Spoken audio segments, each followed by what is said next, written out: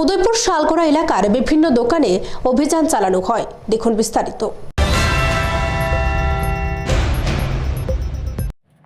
4-5 দিন পুরনো তেল ব্যবহৃত হয় মিষ্টির দোকানে।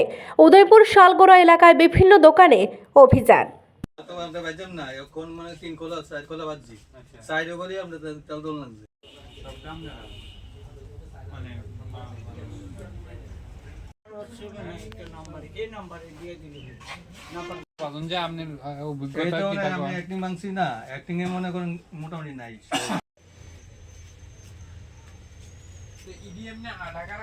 গরম তো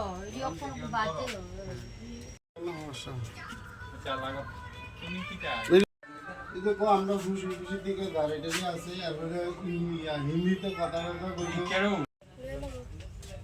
আপনি এটা বিক্রি করলেন না না এটা খেয়ে আসলে এটা দীর্ঘদিনেরই আমাদের চলছে। কিছুদিন আগে আমরা বাগমা বাজারও বিভিন্ন দোকানগুলো মানে খাওয়ার দোকানগুলো ভিজিট করেছি। আজকে আমরা এখানে ভিজিট করেছি।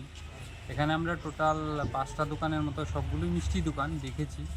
তো সমস্যা হয়েছে যে একটা তো কিছু সরকারি নিয়ম আছে, সেগুলো যেমন লাইসেন্স রেজিস্ট্রেশন অনেকের আছে, যেমন অনেকের নেই। ঠিক আছে, এগুলো তো হয়ে যাবে, কিন্তু মেইন যেটা সবচেয়ে বড় প্রবলেম যেটা আমরা দেখতে পাচ্ছি, এখানে হাইজিন মানে পরিষ্কার পরিচ্ছন্নতার মারাত্মক অভাব। এটা অলমোস্ট আমরা সবগুলো দোকানেই দেখেছি।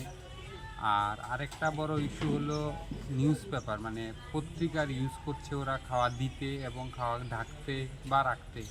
এগুলো একদমই বাঞ্ছনীয় নয়, আমরা বারবার বলছি এগুলো না করতে। আর 3 নম্বর সবচেয়ে বড় যেটা আমরা অবজারভেশন দেখলাম, এটা হলো তারা একই তেল বারবার ব্যবহার করছে। ফুড সেফটিতে বলা হয়েছে যে বারবার, এটা আমরা প্রত্যেকে জানিও যে যখন একই তেলকে বারবার গরম করা হয়, হিট করা হয়, তা ট্রান্স ফ্যাট হয়ে যায়। এটা স্বাস্থ্যের জন্য খুব খারাপ। আজকাল ছোট ছোট বাচ্চাদের থেকে বড়দের সবাই হার্টের প্রবলেম হচ্ছে। এটা কিন্তু একটা উল্লেখযোগ্য কারণ।